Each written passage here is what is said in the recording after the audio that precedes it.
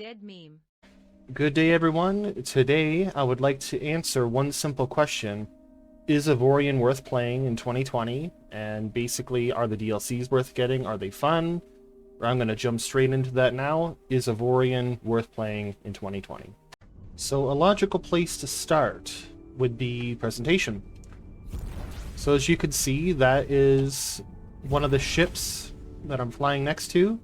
That's very common throughout the game, that kind of blocky nature and look to them. They're not overly pretty, but if you compare it to this ship, which is, I'm not taking credit for, a very talented individual in the workshop made this, you can have a presentation kind of scaling to what you want. The AI factions, of course, will continue to fly around their weird boxy ships, but if you can get past that, or if you're willing to accept that you have to get your own ships or make them, the presentation is almost whatever you want it to be. So if we just take a quick look at the shipyard, so you can ask the AI to build you some ships too, and this gives you an idea. Like, this is a very common sort of shape. They're more boxy.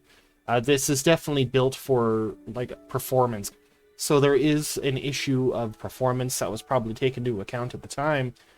So just keep in mind, like, if you're looking for a No Man's Sky level presentation or maybe a Star Citizen, you're going to be disappointed. Well, this will be an interesting background shot. Pirates are attacking the sector. I'm going to take a moment to talk about gameplay. So as you can see, there is an autopilot. Depending on the captain that you have, it'll alter how effective they are, and of course how powerful your ship is. This is a very powerful vessel for this area.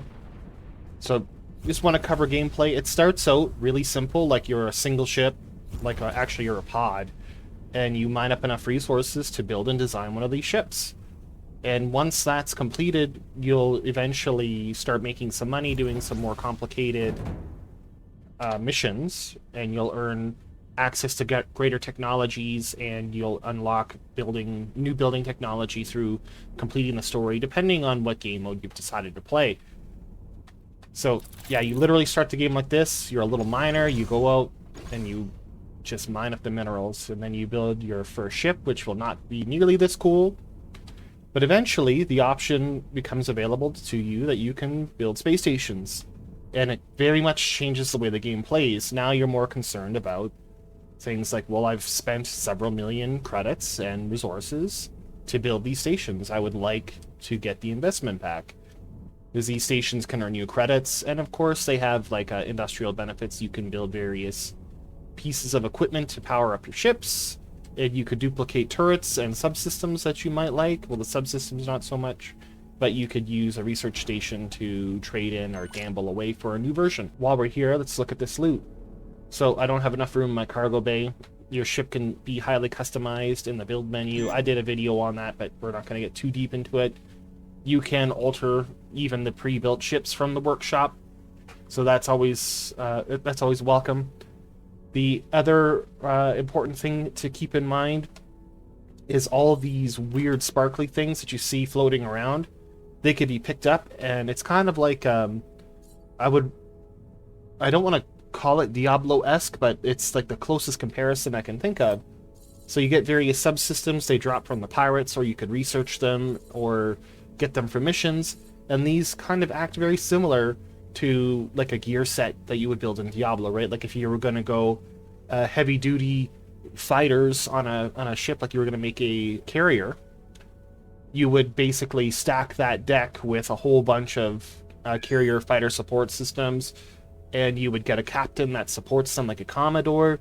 So there's kind of like every ship is almost like a mini character that you're gearing out with turrets and subsystems, and you can customize them for roles. Like some of them can repair, some of them could be anti-fighter, a torpedo boat.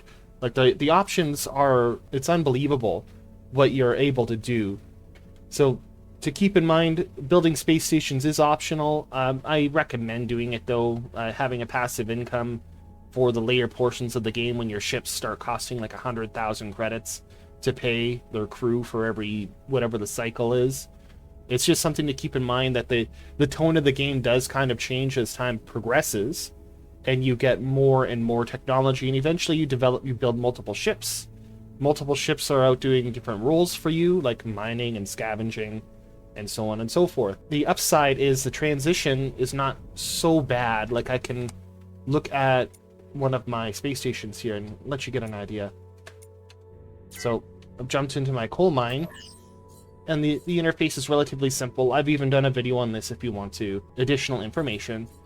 So the systems are pretty simple. You can tell them to deliver goods and fetch them, and you don't have to get a captain for these stations or whatever. You just configure the trade menu and it goes, and you can get involved in the economic or the back game that seems to be going on. As you play the game, you'll notice there are little ships flying around and they're doing business with one another, and you can get in on that pie. It's basically what the deal is. And if you want to learn about that, I've got a video called Money Making Stations. I'll maybe put it in the description. So I would say probably one of the key features of this game is being able to build and design your ships/stations. So we'll look at the build menu to kind of give you an idea. So this is all the blocks that are available, and it's like, it's not bad by any means. It's definitely time consuming. Like, if you're not it takes time to become proficient with using this editor, and if you don't follow the tooltips, like, it doesn't like, many of these blocks are not super well explained unless you read this tooltip, right? Like a flight recorder, you're thinking, well, why would I want a flight recorder? Well, this will if your ship is destroyed, it'll put a marker on the map where your ship is destroyed. And some people, they think that's great. They want to have that. For me, like, I'm pretty sure I know where I died. I was probably there. So the other interesting thing is too, like there are cloning pods is a good example. It doesn't explain to you how these actually function, but basically a cloning pod allows you to increase your crew size without visiting a space station, which you're wondering, why would you do that? But later on, it becomes apparent why it's useful.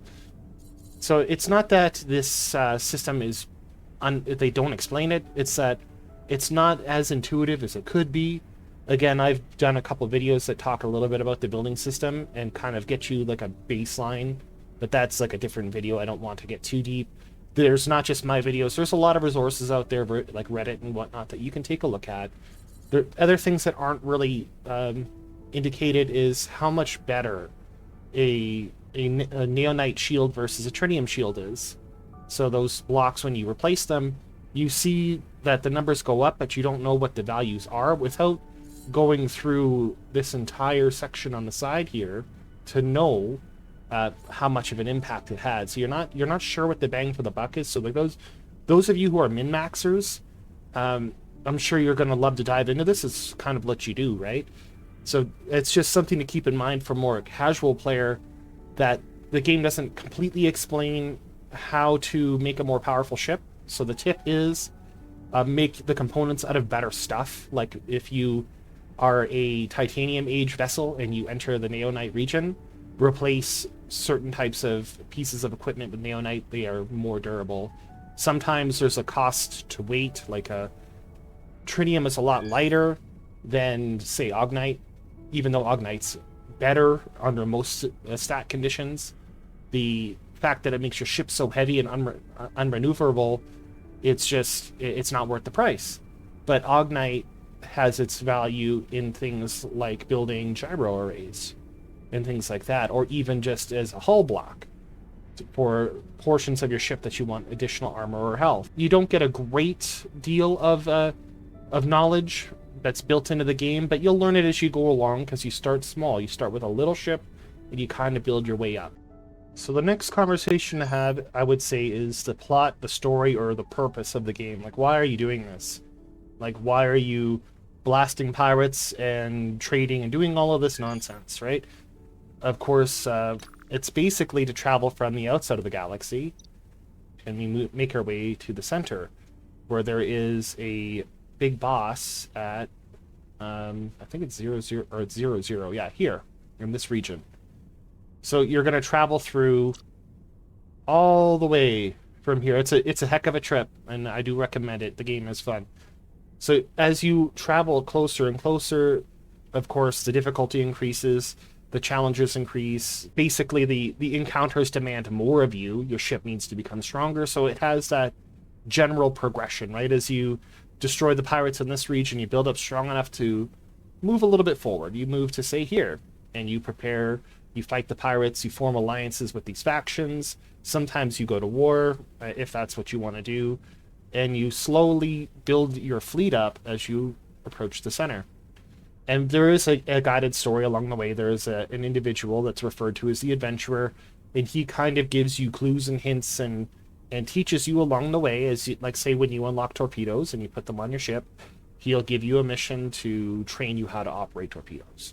So the game isn't without its tutorials and whatnot and its hints. It's just you have to kind of cause them to appear. Other key features of the game, such as when you want to travel between systems, there are a great number of loading times in order to facilitate the giant world, right? Like, this is just one sector, and I showed you the galaxy map. It's enormous.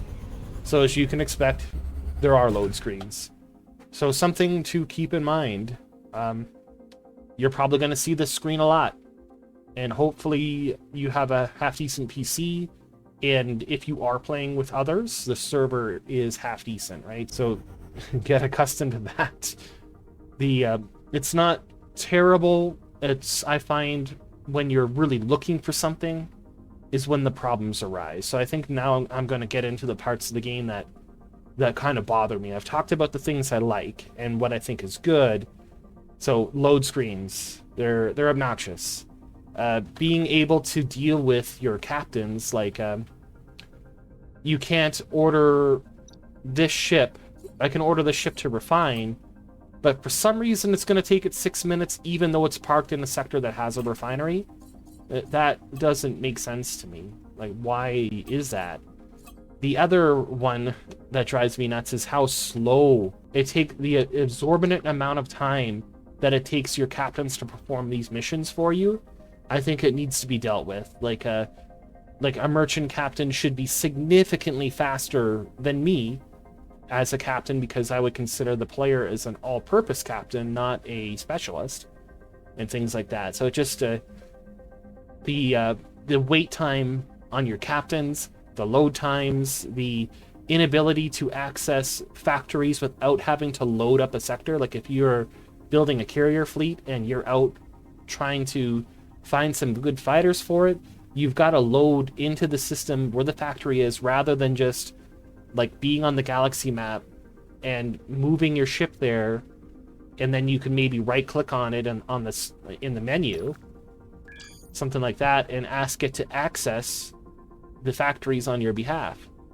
So, like, rather than loading the whole system, just load what's available in the space station. So that may be a technical issue that's not solvable. It's just something that I wish was available. Like, if I want to go buy a whole bunch of resources, I don't want to boot up every sector and fly to their resource station. Why can't I have a ship fly to the sector and say, purchase all of the neonite, purchase all of the trinium, right? Or this is the budget to purchase minerals. Why do I have to, like, load the system every time? Additionally, there are a few bugs in the game that I think one that's been out this long should have crushed some of these bugs that are kind of ridiculous. Like, there's a few quest missions, particularly regarding Votan. You see, he's part of the storyline. In order to access the center of the galaxy, his quests can bug out where he spawns, or his quest markers spawn in a place that's not accessible to the player because of storyline constraints, but you need to do his mission in order to access that part of the galaxy. Like, why hasn't that been solved? Like, it's kind of like they're always adding content, it seems. There's always kind of like work being done, but silly bugs like that aren't being solved. So that's a bit of a downside, but just don't do Votan's smuggling mission anywhere near the center of the galaxy, and you shouldn't have an issue. The other issue that drives me bonkers about this game is the autopilot while you're in a sector. When I order a ship to, say, attack all enemies, and it's off in the corner doing barrel rolls like a weirdo, It's like, why are you doing this? Like, why don't you just point the ship at them and turn the guns on them? I don't understand. And it's improved a little bit over the last few years, but it's still like I'll be commanding a fleet of ships. I'll be in the center of the galaxy. I'll be piloting one, and I can't fly all 4 or 5 ships at once. I ask them to attack all enemies, and 2 of them are doing great, but one's doing barrel rolls in the corner, and one is kind of like doing this backwards floating nonsense and not doing anything. It's kind of like, why is this still a problem, right? Those are my major complaints, is load time, how often you see the load screen. It could be dealt with. There are some really old bugs that have never been completed or never been dealt with. Autopilot still needs work. Like, it's really, really gruesome sometimes, and sometimes it's phenomenal. Like, I don't understand. But the upside, the game, highly customizable. It's got a lot of presentation issues, basically due to how old it is. But you could use workshop ships, and you could make your vessels very pretty. And I don't really care what the AI ships look like, because I'm just blowing them to smithereens anyway. So the presentation is kind of on you. You could make it better. The ships are highly customizable. If you're a min-maxer, you're gonna love this sort of thing. If you're into the loot collection, like, as you can see, I've got tons and tons of loot to fill up tons and tons of ships, and the options available to you, enormous. It's a lot of fun. The storyline is very limited.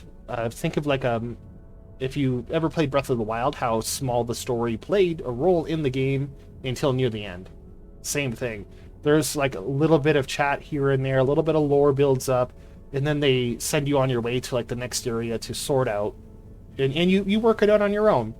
So if you don't want to have your hand held, if you want someone to just say, hey, this particular smuggler is known to have one of these relics you're looking for, they don't really tell you much else. They say that then it's on you to figure it out. And the various methods you go to research it by attempting to complete the quest and then chatting with the NPCs. And of course, and if you don't like that, someone made a guide for it. Don't worry about it. I do like the economy management. It is fun to build up a big economy, to have a giant fleet. So the grind, which most games have, or the gameplay loop as the more charitable way to describe it, is fun. It is fun to gain power, to fly through the galaxy, to smash pirates and destroy governments, and take the stuff, and then move on and do it some more. It is fun. Now, a quick note, this game is multiplayer. There is a relatively well-developed community out there that is doing pretty well. Like, you can find people to play with, but I do recommend, it's definitely more fun multiplayer. Form an alliance, pool your resources, work together. It is a way better experience with friends. There is a community on Reddit which is relatively large, which I've interacted with. I've joined a few servers. Most people are pretty cool. I'm going to give it to you straight. If you like any sort of, if you're into space games, if you're into that whole like Star Citizen vibe, but not as pretty and polished, like if you just want the experience of something similar to maybe Privateer, and you want like a mild space adventure, I think you'll like the game. If you're not one of those people who don't mind the limited graphics, like look at these rocks, like they're not that pretty. So when this game was designed, obviously performance was a question, but you know what, they're rocks, you blow them up. And if you want pretty ships, go to the workshop. Like, take a look at this thing. Whoever built this, phenomenal. So if you stylization and visual, it's a fun game. I do recommend it. The 2 DLCs that did come out for it, the Black Market, you could take it or leave it. I don't think Black Market was worth it. And Into the Rift, it's kind of like for people who want to run like a challenge run. It's kind of like an instanced map, and they give you some restrictions. Your ship can't be this heavy, and then they They debuff your ship commonly because you're in like some distorted realm and things like that. So Into the Rift costs a little bit more than Black Market. Black Market, I feel, was not worth the the barrier to entry. It's not very fascinating or doesn't add that much to the game. And Into the Rift at the same time for $11 Canadian. I just don't understand how making a small arena where I can typically only bring one ship and fight in some repetitive arena is worth $11, but that's on you. So that's my opinions on the DLC. Into the Rift is okay. It should have been a $6 DLC, and Black Market should have just been added straight into the game because it's just not worth it. But anyway, hopefully this helps you understand whether or not you want to buy Avorion or play it in 2022. And my recommendation is if you're into indie games, you like these space epic games and ship customization and being kind of let loose in a sandbox galaxy to build an armada or build one ship or whatever it is you want. It's up to you. So other than that, thanks for showing up, guys. And since I have you here, being new to YouTube, if you can give a guy a like and subscribe, that'd be very helpful. Of course, add a few comments or whatnot to the video if there's something that you think I'm not doing well enough or something needs to be improved or if there's something you like. But again, thanks for showing up.